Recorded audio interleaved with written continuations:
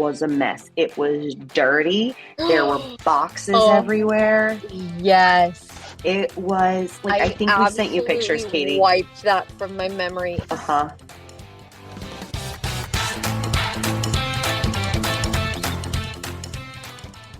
Welcome to the virtual compound. In the last episode, we went over a rundown of all things Nutcracker. Today, we're sharing our experiences running Nutcracker productions. Hopefully, this gives you ideas, insight, and helpful tips to make your dancer or your studio's production run smoothly. I can speak. Hello, I'm Amelia. I am in Okinawa, Japan. It is Wednesday. It is 10:26 p.m. And my brain is fuzzy because I accidentally fell asleep before we did this. Indeed. We couldn't get a hold of her, but that's okay. I just woke up, well, almost an hour ago now. It is Wednesday and 6:27 in Southern California. It is 9:27 in Maryland on Wednesday. And just for the funsies, so everybody can hear their reaction, I'm going to tell you what the temperature is outside. It is currently 54 degrees.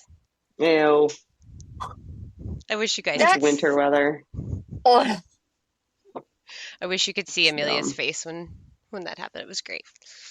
is it wet too? It's probably No, wet. no, actually, there's not a cloud in the sky. It's fantastic. We had 2 solid weeks of rain leading up to Helene's like partial, and then we got leftover partial I of would, Helene.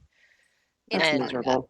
but it was in the 80s when it was doing that. So it was closer to like Okie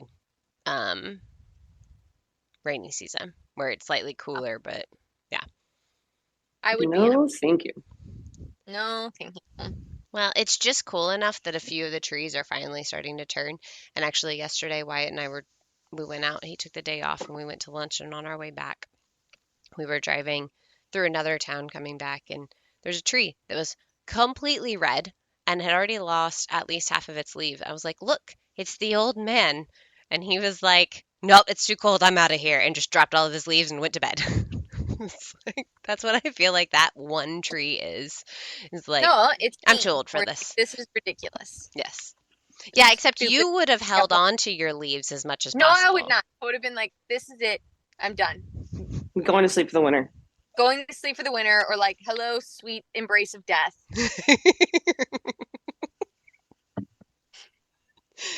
Yeah, well, the high today is only 69, That but is disgusting. but the high this weekend 79.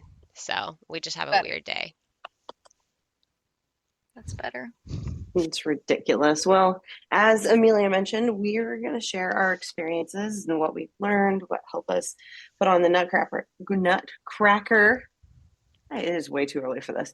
Nutcracker productions in Japan. You know, some of the stories along the way, some different things that we've heard, witnessed, not just in Japan, at other studios, and like some tips and tricks on how to be the best dance parent and give your dancer and your studio the best show that you possibly can. So let's start with how Nutcracker kicked off at OSPA.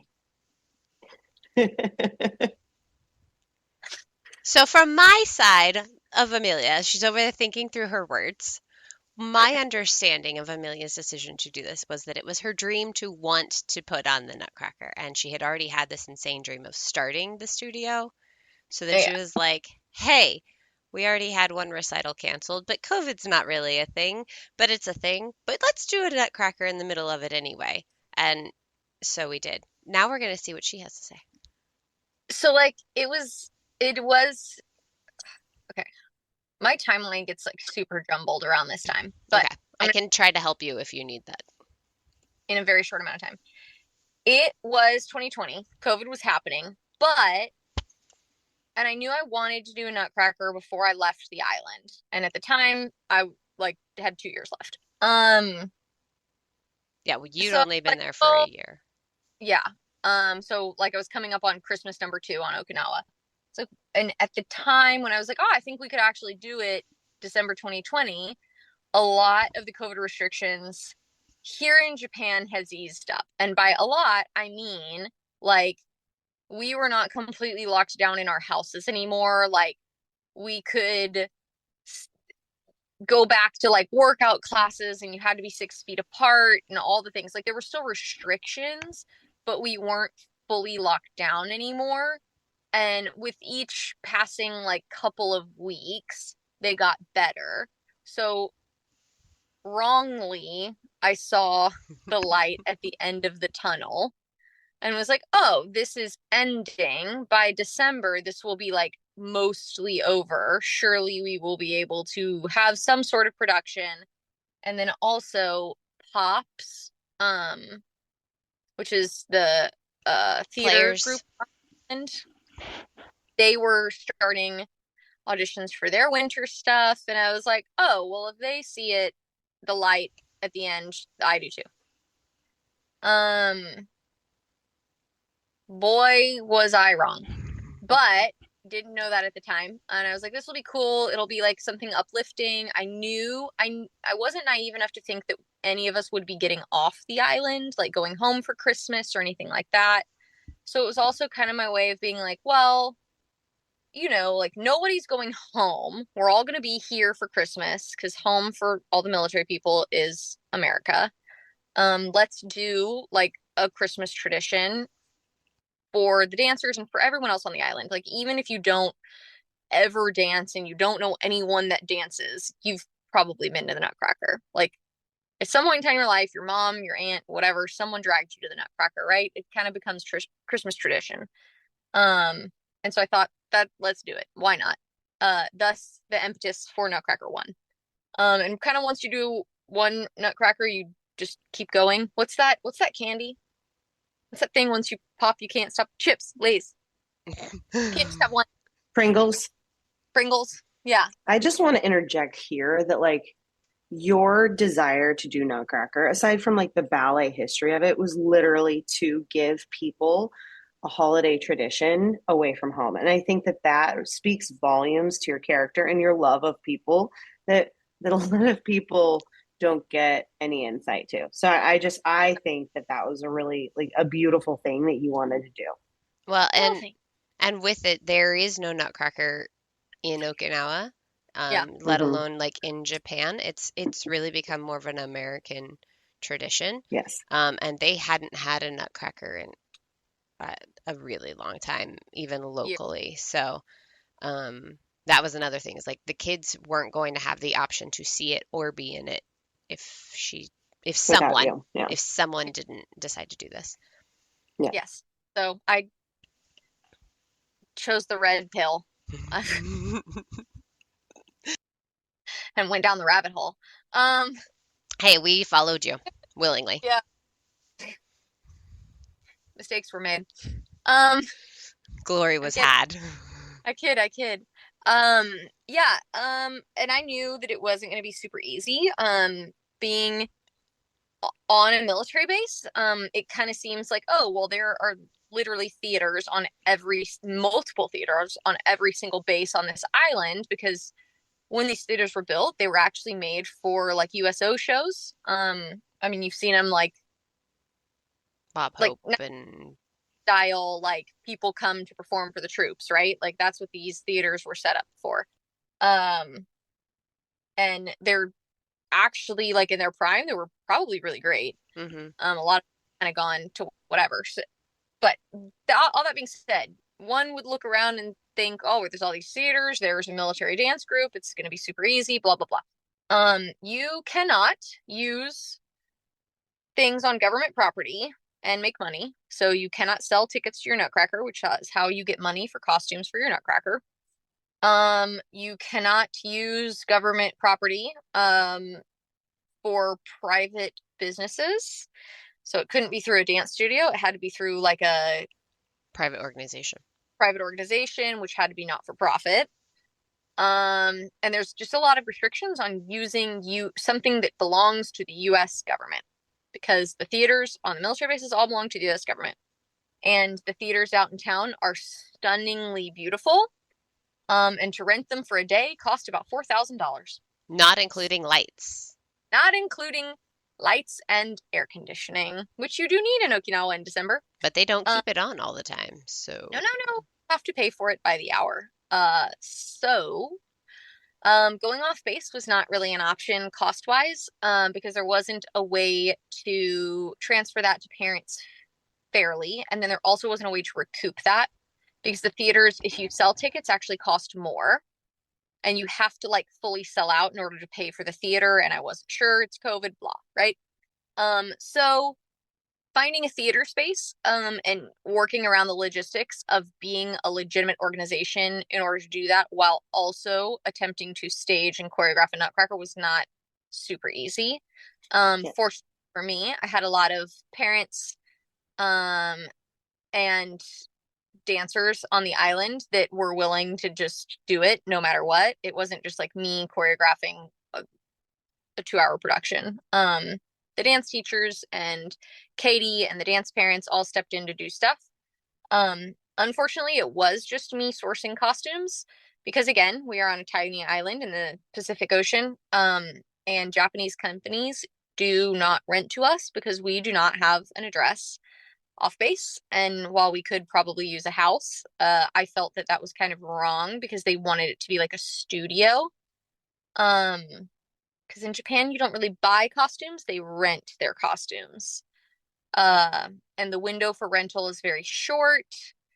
Um, I was very concerned about the language barrier. And if anything was broken or damaged in any way, it just kind of it seemed like a lot on top of something that was already a lot. So sourcing costumes was difficult. We had to like a lot of the party girl costumes came from you 90s 80s 90s babies will remember a company called Gun Sacks, very very popular. I know you had a dress. If you were a girl you had a Gunny Sacks dress or Gun Sacks, however they called it, Gunne. um they're the big poofy sleeves and they look very hmm Victorian. They A lot worked of the party, great. yeah, they still use them. A lot of the party girl dresses were from that. Just finding and sourcing things used to try to best spend because this was completely funded by the parents and their dues, to participate in Nutcracker, and the best way to spend their money, which is really what it is, and still get beautiful costumes that they want to see their kids in. Probably aside from like the multiple COVID shutdowns was the most stressful part, especially as like you watch these boxes leave. You're tracking them and you're not 100% sure what's in them because you're trusting that somebody put costumes in there, Right. not a costume company. And then, you get this box and you're like, I really hope this is what I asked for. Uh, that was difficult. We used a lot of costume resale sites and Etsy and what is Yeah. that place? Poshmark. Mm. Yeah, Poshmark. Lots of Poshmark. Um, Amazon. Lots of Amazon. Um, I am not always the best at organizing things. I kind of am just like, I want to do this. That's where I came in. Yeah. So someone do it. Okay.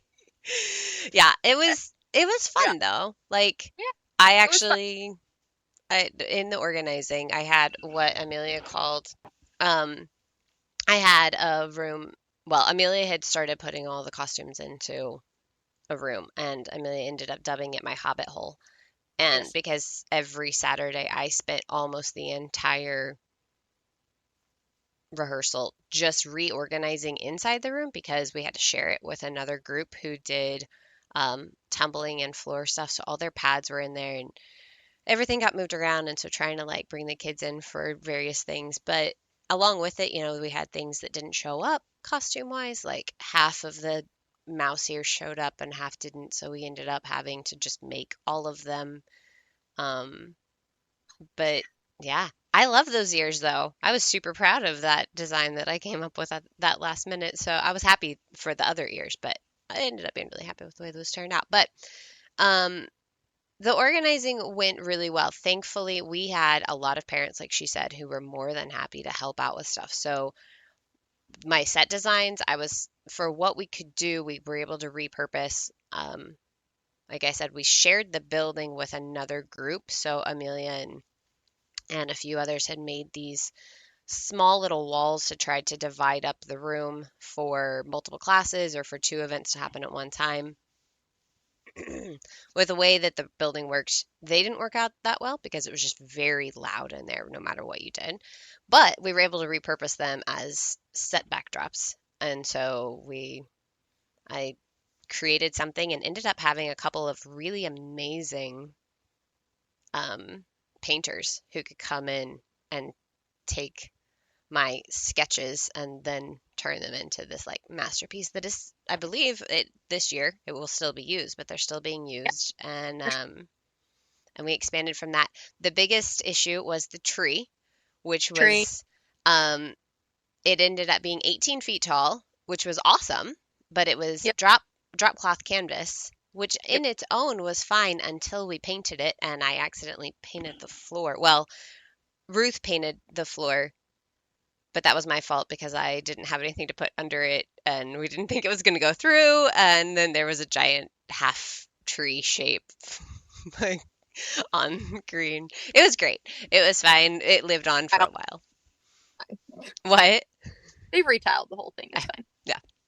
But that was fun. The coolest thing about it, and the difficult thing, but the coolest thing about that part was I asked all of the parents and the kids, I put together these little crafts, like craft bags of supplies, and I asked them all to make big ornaments to go on this tree. And we Mm-hmm. had some really cool and innovative like people who created some pretty awesome ornaments to hang on the tree. And went through and some of them didn't last past the year. We didn't end up having to use them the next year because we fundraised and got this really awesome tree. But some of them were super cool. And one of them, though, that I will always remember is the toilet paper that we made sure a roll of toilet paper Oh, that was in the middle because it was during the great toilet paper shortage around the yes. world and even where we were. And so we made sure that this roll of toilet paper that said 2020 on it and it was smack dab in the like view of the tree at all times. We're like, no, this kind of sums up this year for everybody. Yep. Um, but the biggest thing is organization. Mm-hmm. That yes, like you could have people who from the backside, from mine and Lacey's side, it's organization. And we love Amelia, but we also both agree that Amelia is not the most organized when it comes No. to these things. She organizes her True house story. great. Um, Yeah. but this area, she has an amazingly creative mind, and so it goes off and does the things, but then you have to if it's Get something the help. she can't do, you have to either make it happen or get the help to keep it all rolling. Well, So, and I Yeah. think that that's the important thing of the like Amelia as a director and why she's a great director is that she recognizes her like her talents and then her weaknesses and then she puts people in accordingly. yeah, other people's talents then can come in and work with everybody else, and that's the biggest thing is organization with an awesome team can make things really come around. All right, so the style. Last week we talked about how, well, Amelia mentioned how kind of your first Nutcracker that you're invested in is the best and the only Nutcracker. Yeah. So that is kind of how OSPA's Nutcracker was born. Yes. Is it was And not a brainchild alone, it was no. the result of history. Yes. Like Ruth who choreographed Snow. That's like her Snow. I mean, it wasn't the Snow she grew up with necessarily. It's her own choreography, but like her Snow has a lot of the older girls. It's very fast. It's whatever. Um, and yeah, you fall in love with the first Nutcracker that you're super invested in, and the style of Nutcracker that I chose to do is the one. It's not a direct copy, but it's very, very similar to the Nutcracker that I grew up doing. And the story that I tell is the one that I fell in love with. Um, and I mean, and just like Catherine and Hyla, Catherine, because she's really the one that's in charge of it, she's telling the story that she loves. And it's a beautiful story. It doesn't matter. It's just the style of Nutcracker under, my direction is different because that's the one I like. Like Yeah. I like, I like my Clara to be dancing. I like her to still be childlike. Not one of necessarily the oldest dancers, but not the youngest. I like her to be in point shoes. Um, the style of Nutcracker that I like is different than the style that other people like. And it's the same. Some people like my style of Nutcracker. Well, the style of Nutcracker that I choose to do. Um, yeah, I mean I think we really just hit it really good last episode because we chose the style because it's the one I like best and I was in charge. So Right. Well, but like your style, like it feeds your interpretation and your yeah, vision, yeah, which then, when you have the right people around you, you're like, this is what I'm going for. Everything else, I don't care. Make it however yeah, you want it. And yeah, that, I think, again, is really beneficial. And we mentioned this last week, is that if you have someone that you can trust, like Katie with her drawings and things like yeah, that, or getting the tree done, or whatever we did, it was like, okay, whatever you want, got it. How's this? Yeah, great. Okay, perfect. And then moving on. So I think that that's like a really great way to like work in with, and it allows people to be creative and work together, and it gets the parents involved. But one cool thing about like you doing it and people on Island watching it, and now Catherine coming in and doing her version, it gives people a little bit of like diversity in the Nutcracker that they would not experience being in Okinawa specifically. So I yeah, think that that's really awesome. Yeah. it is. I would also like to enter this little bit of I may have taken over with like the designs of stuff, but I had my own little team on the side. So I was Mhm. Amelia's team, and then I had my own little like work team, and I don't want to let those people like down by not mentioning Oh, that like this was not a me show no. on those. So yes, those sets are still up there, but I definitely had my own little team, and I made sure I took pictures with them so that I will forever Yeah. remember my little team. So thank you. I mean, it never is the you show, right? Like, Right. I know it's like, I call it like my Nutcracker, right? Like, I didn't do everything. There's so many things that like, I think people would ask me questions to be like, I don't care, make it happen. Hmm. Like, Yes. and it's not that I didn't care about what they're saying or asking me. It's like, It wasn't. basically, like, I trust you to make it not like be ugly. Yeah. Yeah. No, like, Well, and um, you had enough of a vision going into yeah, everything that it gave everybody else an like, outline of, okay, she likes this, so she's probably not going to like some overly gaudy yes, something when nothing else looks that way. So it still gave us a way to go because you had yeah, enough of a vision that you explained. And through costumes, you kept, your costumes were similar across the yeah. board. So it meant like, okay, if we need to make these changes, or like the mom who had her own freaking party mom costume, that thing was gorgeous. Oh, it was beautiful. It worked Was that the in, first year? yes. Yes, if only Okay. I could get like 20 more of those. I have a picture of it. I'll send it to you. But she had it's a giant bell costume is what it really is. Okay. And it worked wonderfully with the other costumes, but had you gone a different direction in vision, it Yeah. maybe I would not have worked. But it worked out so well and she looked amazing. She think I also just like made to add, really cool ornaments for the tree, like oh, super cool she ornaments did. for the tree. She made really great ornaments for the tree. I'd just like to add, in a random rambling, moments I will never forget from Nutcracker is like my first time ever using Japamazon, which is Japanese Amazon, for party mom dresses. And Mm, one, this is like legitimately not to insult anyone at all. I did not order a single party mom costume from Japamazon under a size large, and I am a size large. in Japan. And they're Yeah, very that part short. was hard. They come up to like my ankles. Okay. Yeah. So there's that. That was hard. And like telling these women, like, please don't look at the tag. Right?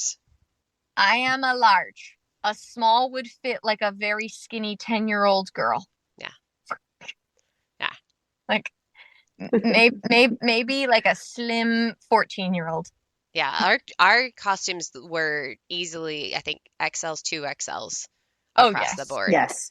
So there was that, and 100%. these moms like holding up these costumes and like looking at me and be like, I think that you're beautiful, but they're from Japan.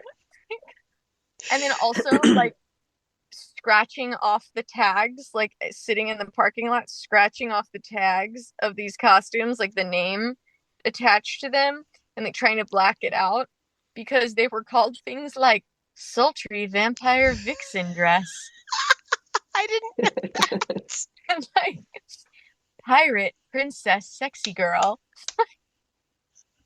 Oh And like that's what these costumes were called. my god. They're And I mean, going like, into the Nutcracker. how am I gonna bring this in? Oh, well, But I they didn't no. look like things, but like I guess you can make them look like those things. But they weren't like super low cut or anything, so it's really No, weird. They weren't it tall, like, I think it's just like a combination of like very poor translation right, and like could some of these have potentially been like if you didn't put the hoop skirt underneath it and you actually like laced the corset front up, right. could they piratey? Absolutely. Yeah, But like we made it so they are not like with right. the hoop skirt and like there were some lace cuff things that I think got cut off Yeah, the there were some one year. alterations to some of them. Um, but I that's just so random, but it just like circles back to like costumes being like, I t it's fine. oh my gosh, those names are Guilty amazing. Vampire Vixen is one that I'll never forget.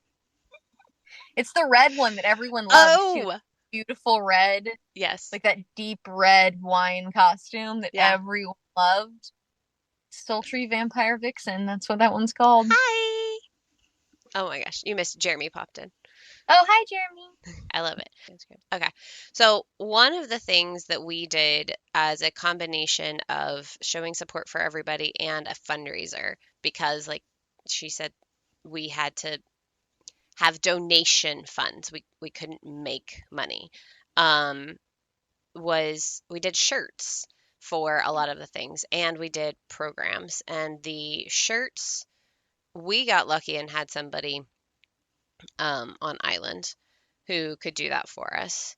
And the first 2 years, I don't know what you guys did afterwards, but for the first 2 years, we opened the shirts up to everyone, including families overseas, because Amelia had an amazing contact and was able to actually have our show live on the internet. So we had a lot of people watching, and we can talk about that in a second. But we knew that ahead of time, so we let their families also order shirts.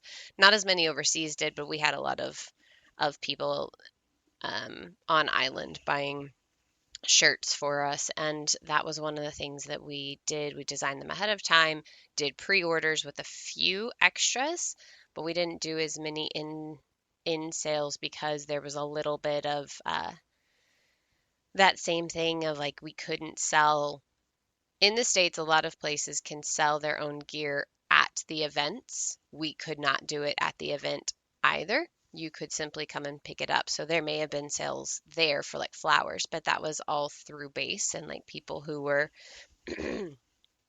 so like the flowers and things that were offered were through our agreement with the base entities so that they could still do whatever they usually do in their own facilities. Um, and that just worked out that way. But we were not allowed to sell our extra shirts. So they were by donation for anybody who wanted to get them to help us be able to back pay essentially for the costumes and stuff. All of the choreography and backstage help, all of that was volunteer, but it was the physical things that had to be paid for, which is where all of our donations went. That is not the case everywhere. That was our unique situation. But there are other ways that some studios do it. So, like when we moved to New Jersey, we sold for the parent and competitions. We had our own little booth. But Lacey, you guys are doing something different Yeah. this year. So at our studio now, they do dance grams, and it's for like the little dancers to go and like pick them out and like write a little note to their friend, like good luck, break leg, whatever they want to write, like you're an awesome snowflake or whatever. So they ask the competition parents to create like certain number, and then you're given, I don't know if it's a set amount towards your competition dues, or if, excuse me, or if it's like how many you sell of yours or what. It doesn't sound like it's that way at all, but they sell a bunch of them, and then you get towards your dues. And then I think that's across the board. And then individually, you can go to different businesses and get a raffle basket and then donate that. And whatever that money brings in goes towards your competition fees, which two girls doing competitions and with prices increasing is really, really helpful. And so I emailed them like 3 weeks ago and I was like, hey, are you doing this again this year? Because last year I was not prepared. I was like, I got here and the fire, like the fire hydrant just like turned on in my face. And that was my life for last year. Yeah. I'm prepared this year. I have to be. I have a baby coming. I'm not going to be able to help out in person. What can I do? Right. And I don't think they've figured out if they're doing that part yet. But that is one thing. And, it was kind of, I mean, Amelia has her own opinions and feelings about like raffle baskets because there are um, organizations on island. I have been to their productions and they do raffle baskets and they are able to recoup some funds for all of the sets and props and all of the things that they spend the money on. But aside from dues, you pay for the ticket to go and then you have these raffle options and even a snack bar that they provide the snacks, like the cast provides the snacks for, and then they recoup their costs that way. We were not allowed to do that. And this, like, I had all of these ideas on how to recoup cost. And Katie's like, all right, you're taking over. And I'm like, okay. And then it's nope, nope, nope, nope, nope, nope, nope.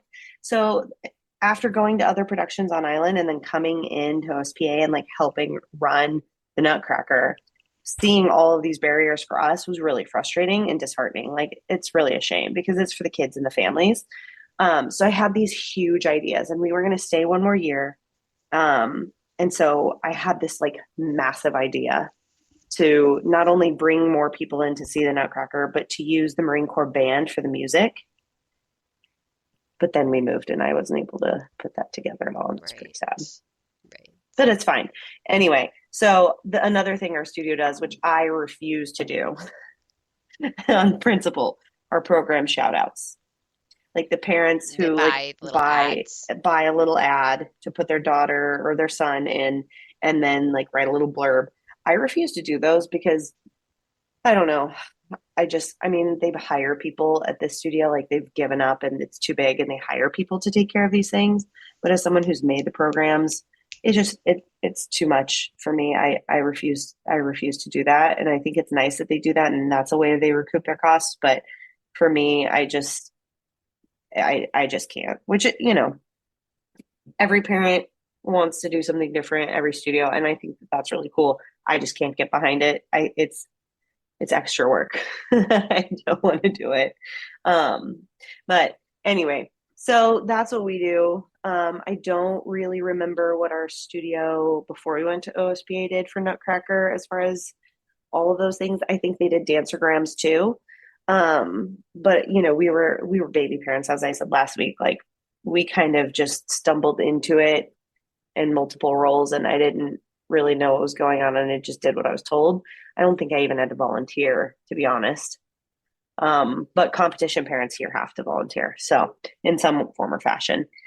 So anyway, there are all the things you can do. But as far as parents goes, um, there are parents who have to be told to volunteer to get them to help, and then there are ones that really do enjoy helping and volunteer, like they want to be a party parent and that's fun to them. They were either a dancer in their past life or they were in musical theater or they just like it. So we had some really great parents that would step up and be dance parents or party parents, and then we had some that, like I said last week, like they didn't necessarily have the skills or the desire to craft or help or create, but they showed up by bringing us food and drinks and things like that. And I think that's kind of, I think that's pretty helpful to be that parent too. Play to Yeah. your strengths. Yeah. Mm-hmm. They were, that first year we had a few parents who we were very open, right? Like, it's the first year we're doing this. We have nothing set. We need your help. And so there were ones who showed up and they helped. They were like, I will be a party parent. And Amelia didn't have super like intricate choreography for them, just a little bit of like acting lessons. Don't turn around, don't do these things. These are your step forward, lift, Yeah. step backward, lift. Like, it was simple, but they loved it. They had great. And then we had a couple of others who, like, we'll do a shout out to Jenny and Miranda, who day of at production were like my saving grace because of the way that everything was set up. I could not get to some of those other areas, and it was one of those things of like, all right, I've done as much as I can, and they just stepped in and like took over the role of organizing the backstage parents and making sure that the people who were there to volunteer, they were like their organizers, and they killed it. They did absolutely amazing. I mean, Miranda, right, was the one who walked around with Marley stuck to her the entire time. Wasn't that Miranda? Yeah. So like Yeah. Miranda had a baby strapped to her the entire time, and she was getting all her steps in. And this dog really wants to play. Sorry, Yeah, I had I've Penelope got a strapped to dog jumping me all that over me. second year. Stop it. Yes. Well, you But had her. You had her the first year too. She was just I barely was on pregnant. there. Yeah, Yes, she was a blitz. she was But a bit. like, and speaking of, she's waking up now. But the other thing is that second year we showed up to the theater and for dress rehearsal, and it like backstage was a mess. It was dirty. There were boxes Oh, everywhere. yes. It was like I I think we sent you absolutely pictures, Katie. wiped that from my memory. It was, Uh-huh. Worse than It Foster when we got there. yes. Yeah, it was really Wow. bad. Like there was probably like a 1 foot space to walk through in the back, behind the screen for the dancers to go through. We had a Remember how similar. like when they come out or snow and they had Yeah. to run in a circle? When we got It there was for really bad. recital, there was one of them that we were dealing. We were like, all this has to be moved. Yeah.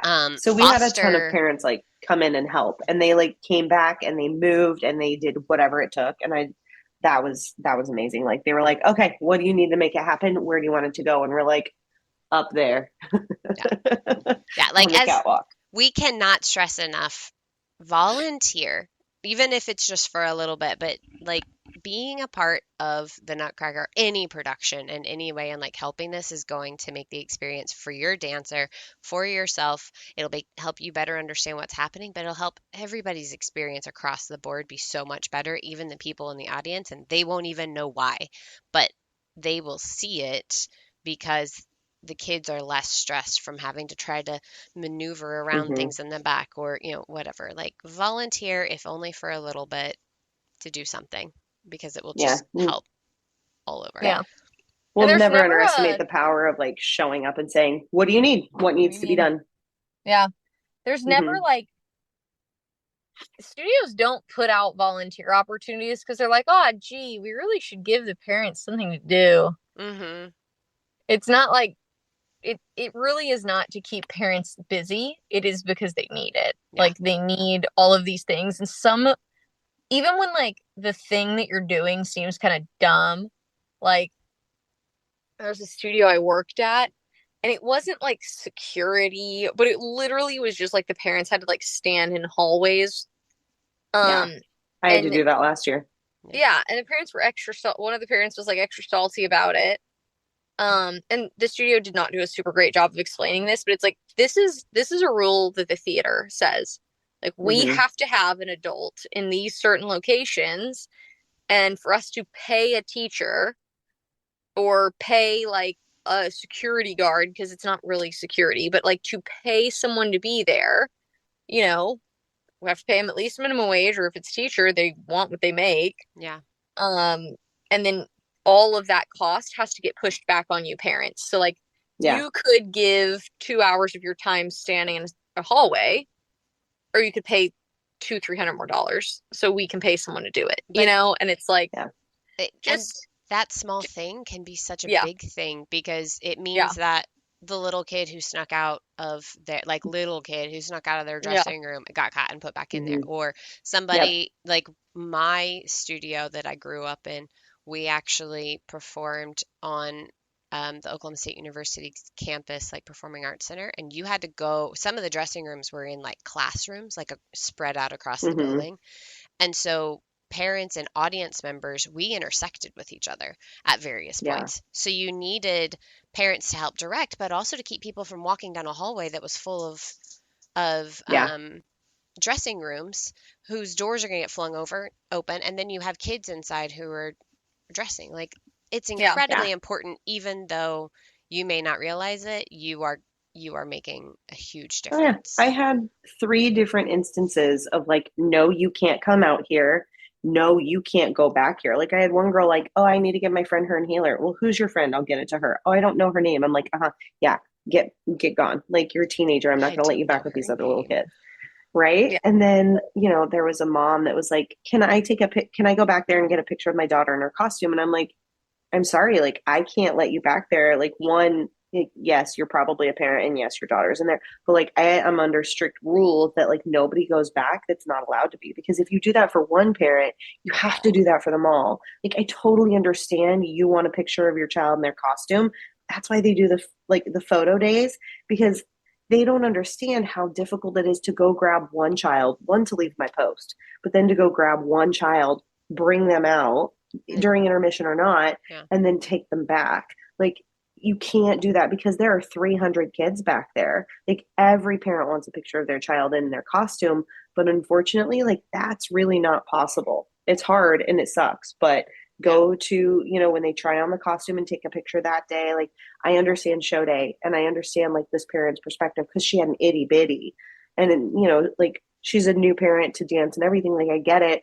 But by the same token, like, we've said this before in like other episodes when we're talking about like we want your child to succeed. We want the best opportunity and they are special and we understand they're special to you, but we have 300 kids that we have to treat the same way because we literally cannot make special exemptions for everybody. Yep. So, Yep. And yeah, but right. circling back, just show up, do the thing, volunteer. I know it seems dumb, and or a headache. sometimes it is, some people are in a financial position to be like, what can I pay you to not do this? Yes, and that helps too. I mean, if That that's where helps you too. are, it helps too. If that's financially where you are and the studio is willing to accept that, then that's awesome. But sometimes we really just need a body. Yeah. Yeah. And no matter how dumb the job seems, it means it's one less thing that your child's teacher is doing. Yeah. Yeah. And And they can like, focus on your child. yeah, Yep. Make personally, I'd rather have my child's teacher teaching them dance. Yes. right. But Yeah. Agreed. yeah. And also, some of these Yes. things were ideas of other parents, right? Like, there were some things that I can't even remember now that a parent was like, I want to do, oh, like decorate the front of the theater. Oh Like, I want yeah. to do that. And I'm like, great, do it. And Yep. then last year, a parent was like, oh, you don't decorate the front of the theater anymore. I was like, I never did that. And if Yep. like That was all you as the parents. parents want that to continue, that is something that I cannot contribute to. Yeah. Yeah, like one That woman took has to down her be tree y'all. and Hmm. brought it Yes. in And it was Yeah. and super like awesome set up her because tree. she used those ornaments from the first Christmas Yeah. tree. Yeah, That's what we used. So it yeah, was cool because I mean people had worked hard on those. So I was so excited to see that they got reused. No, I mean it was yeah, But yeah, beautiful and stunning, but we it's like didn't yeah. have it's things time to like do that. that. Like I No, do not not have at the all. bandwidth. If you want that to happen, and like if you want that to continue happening, you're gonna have to like make sure that that continues to Happens. happen. We were responsible for what was on stage and the kids in Yes. the dressing room. And that's Yes, a lot more than you might think it is. It took yes. from August to December to get all that stuff going, not including planning for the 5 months Hmm. before that. Yeah, it took us a full year. Like we literally started planning Nutcracker after the last one ends. Yes. And like going on with like the volunteer thing and, expanding on last week's episode, like you have what you want in your dancer's bag. I shared that. But like as a volunteer, even as a told volunteer by Katie and Amelia the first year, the second year, I still did these things. I carried a fanny pack in every show. And in it, I had safety pins, Sharpies, needle and thread, super glue, bobby pins, my phone. I think I had a couple other things. I can't think of anything else that I added to it. But the needle and thread came in handy because we had a dancer's shoe fly off during snow right before Oh intermission. no. Yeah. So her band, ribbon came off, and I had to go in and sew it really quickly because she was like getting ready for her next role and changing. And then, Sharpies, if you have a child come in that doesn't have something labeled, especially the little kids, because they're not great at keeping their things together. Super glue, because it wasn't for Nutcracker, but it was for recital. No, it was Nutcracker because it was the purple Arabian like belt, um, not belt, but like the applique on the front that looked like a belt came off of Yes. one of the girls, and so I had to like glue that on and like safety pin it. Mm. They lose bobby pins, their hair starts to come out, their tiaras come off. So like any like repair thing, I even had a hot glue gun plugged in back just just in case. Like, and I used it. I remember, I don't know on what. So like having all of those things as a volunteer in any capacity on your person is going to remove someone else having to worry about it. Yeah. Do you remember, Amelia, that first year when I was having to re-glue the tiara between every intermission and Yes. every show? And I would Yes. literally like put it on there and I'd hold it and I ended up gluing it to my own finger. And Yes. then while I was doing that, we were in Hanson and it was intermission and we're like almost at the end of intermission and you're ready to get started and I get over the walkie. They're like, Zoe has a nosebleed, and I shoved that tiara at someone. It was probably you, and I go sprinting because when my child gets nosebleeds, she doesn't get like little ones. She gets like big nosebleeds, and she is in a white platter tattoo, a white platter tutu as an angel, getting ready to go down the aisle and like all this stuff. And we're less than like minutes away. And I'm like, oh no. And I go sprinting with like handfuls of tissue. And I get in there and like everybody's lined up and she's sitting there like almost in tears because her only fear was getting it on the costume because this was not a costume that we could clean at all. No, yeah, And clean up. yeah, but thankfully we had to wear masks. So I took the tissue and I shoved it in her nose and I put the mask back on her face and you had started the music and I shoved her out the door. I was like, we'll deal with this after this production is over.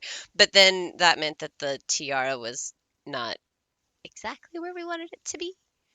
Nah, So, it's fine. Nobody eh, noticed. nah, we There made, were like 27 nutcrackers that year. I know, there were, yeah, so that year It's an was exaggeration, but there was a There were lot. 10. There were 10. 10. And we figured that in person, even with our COVID restrictions, that we had approximately 1,500 people watching, which was huge Yeah. because even in the largest theater, we were only allowed 126 people to be in that theater at a time because of the distances that they were allowed to be at. And it was a theater that would hold 600 people.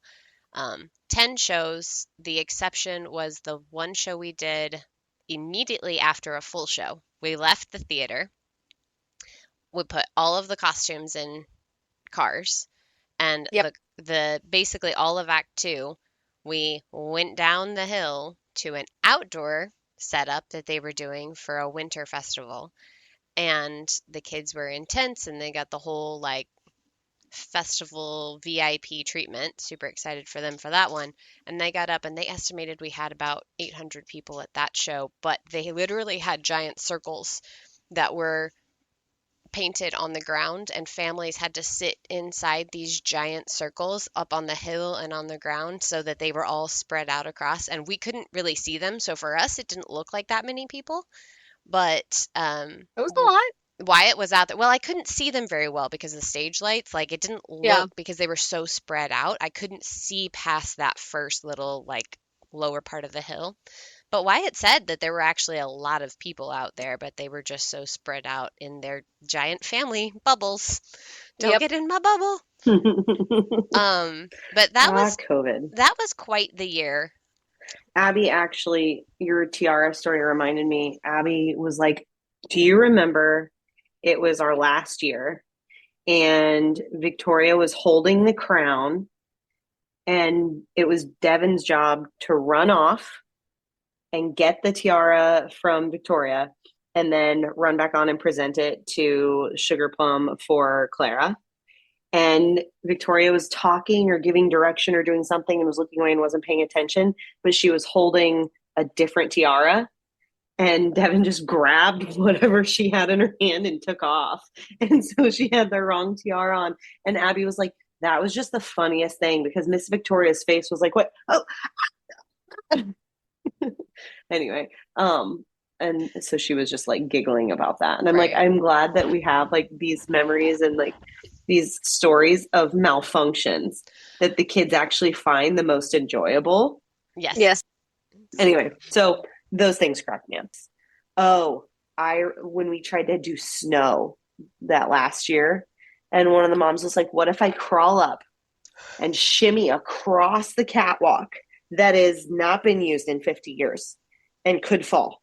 And it's like, 50 feet high, and it's 6 inches wide. What if I lay there and I sprinkle it down because these girls need snow? I And love I was that. just like, your commitment is beautiful, but I don't think it's going to happen. I think your life is a lot more like, worth. like, sure, determination, like, I can do it. I'm like, but if you fall mid production Right. It ruins the or whole you fall aesthetic. asleep for the first half hour of party Very scene. I mean, I guess there's my other funny is both our husbands just standing behind the Christmas tree for an entire half of the show and nobody ever I knows it. no, I think that's this episode's cover Oh, yes. is yes, Jeremy it's standing Jeremy. behind the tree Yeah, and I have one of with Wyatt all of the standing. dancers. Yeah. I think why I was watching. He had to be watching like some sort of sport ball or something. I don't know. Well, so the But first time he was watching it live, and then he was watching the football game because it yes, was so happening at the same time. watching something, and he goes and like he's behind the tree, right? And I was like walking past like the to go to the other to help with a quick change, and out of the corner of my eye, I see Wyatt go.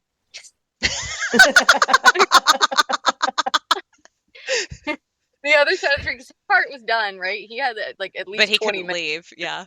Yeah. to speak. And I was like, oh, he's watching sport ball. Yeah, That's hilarious. so we're Cool. going to transition. I thought I was about to start my book. I was trying to look at it and I thought I almost turned it on. You guys were going to hear it in the background. Into what we're reading. I am reading several things. Oh, okay. I just because the type of child that our first child is, we don't let him read stuff that we haven't read. Um, so I'm reading like ahead of him. Uh, so I can recommend like late elementary school book, Wings of Fire. I think we've talked about it before. It's pretty good. A little violent, but it's like dragon on dragon violence. So as long as your kids are okay with fictional character violence, that one's really great. And we are also reading the Dear America books, which are like diaries, journals of soldiers in various battles. Um, which I did not read as a child, and I'm reading now ahead of him. And those are also really good, a little graphic, especially the um, Vietnam one. Yeah. I would definitely probably, he is not going to read that until upper middle school. So those are my juvenile recommendations because that is what I'm going to go upstairs and read until I fall asleep.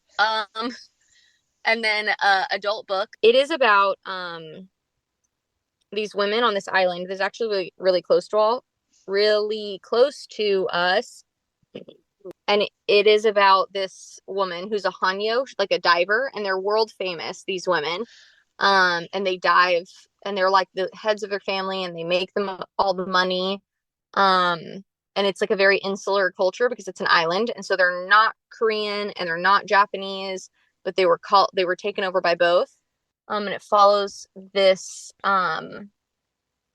girl through like the entire 1900s and her life as a Hanyo.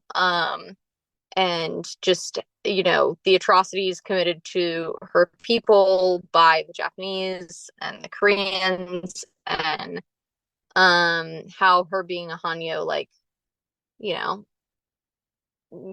got her through to adulthood and to be a grandmother, and just like how tides turn, in life. I don't want to give too much away. It is a very powerful book. I really recommend reading it. It's by Lisa C, and it is called Island of the Sea Women. Hmm. And if you are in Yeah. Okinawa or Japan or Korea, you can actually go to Jeju Island. And the Hanyo, it is like a UNESCO World Heritage Site, and the Hanyo are like protected people, and there's like a Hanyo museum that talks all about these women. Um, and they were like studied by scientists because they can hold their breath for such a long time, and their body doesn't react to cold the same way. Um, Hmm. yeah, it is very interesting. I highly recommend it. Yeah, it's interesting. I Nice. don't know if you can see me, Amelia. I ran up and got it, actually. Oh, yes. So Wyatt was given this book while we were still in Japan, Yeah. um, as a Christmas gift from somebody else. And but it's so interesting because everybody has been talking about it in the last 2 months. Like it's I brand think new. I'm like, it's been out for years. But it was on someone's list, like some book list. Like that a makes TikTok sense. book list. That makes sense. Yeah. Yeah. Yeah, it's very interesting for sure. Yeah. I'm glad that got mentioned. Hmm. Um, I and I'm glad that I hear you're part of it because I have not actually read it, so but I Highly haven't. recommend. Okay. It is good. I have been just like cracking through books lately. I've found um a couple that I'm not even going to mention here because they're not even worth it. I'll tell you guys to avoid them on the side, but I don't feel like I need to bring them up on here. I did find another Rebecca Yarros series that is not going to kill me. So I just have been, they're almost like candy reads, but Amelia would find them irritating for the whole like wanting to climb someone like a tree. So you might not Hmm. want to read them. But outside of those, I just kind of skimmed through those. The storyline is interesting. They don't I don't like end. this part. She doesn't like that part. No, she doesn't like. She's eating a blood orange. I see. Um, they don't end in like a wrap up way, sort of, because they're an ongoing thing. And the series is called The Renegades, and they are spending a year at sea doing college, not just like the semester at sea, but like it's like through a college and they're doing the whole thing there. But they are all like X Games pros and doing all of these crazy stunts at every place that they stop along the way of their like college careers. And so you're kind of following them through that. And it's just like a fun read. That one is not nearly as deep. I mean, it has deep meanings and deep things in it for sure. But it's not like a suck you in like Fourth Wing is. So I'm sorry. I'm not sorry, Amelia, for that one. Um, but the other one that I go back to is Annette Marie. She just came out with her fifth Warped series book from the Guild Codex, and it's Mage Assassins and Other Misfits. And I just love this world that she created, and she's got multiple like little mini series in this world. And this is book number 5 of the spin-off from her main one. And I'll just go read all the Annette Marie things, but find the Guild Codex, read those books, and just keep going because I can't talk about them because then it gives away the plots. So I can't tell you what this one is, but I'll just tell you that it's book number 5 and it's great and you need to read all of them. So just go do it, and I'll just send them to you. They're on Kindle Unlimited if you needed to do it that way. Go read them. Okay. I'm kind of having like I'm in a weird mood with books and even podcasts right now. I'm like being very intentional about what I listen to.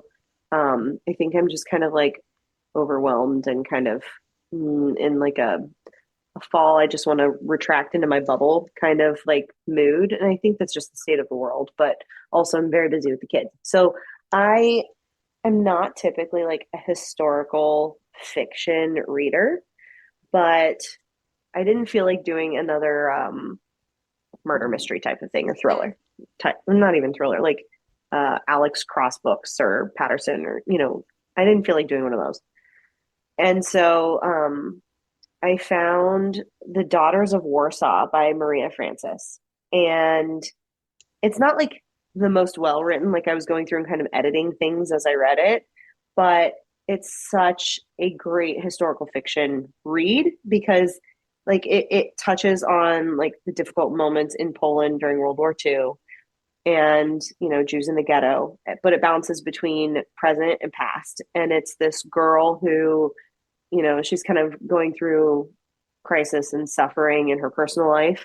And she retreats to her childhood home and finds a trunk of her great grandmother and sees like pictures of her and realizes she doesn't know anything about her great grandmother that immigrated from Poland.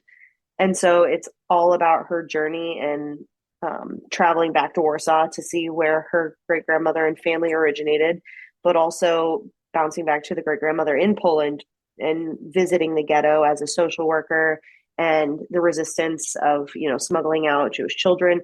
And so it's heavy. It's not too graphic, but it is heavy just because we know what occurred in the ghetto and in Poland and everything.